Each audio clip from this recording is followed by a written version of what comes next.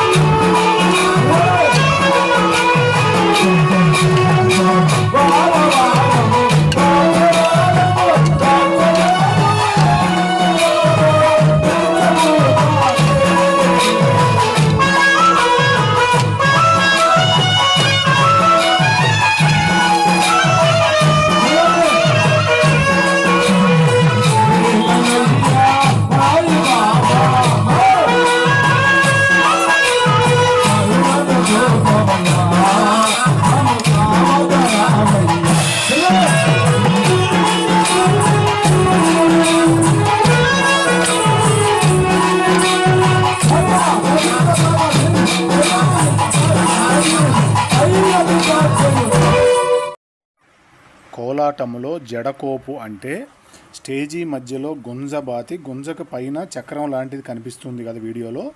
దానికి సుమారు 30 తాళ్ళు అయితే ఉంటాయి. 30 మంది కోలాట సభ్యులు ఉన్నారు.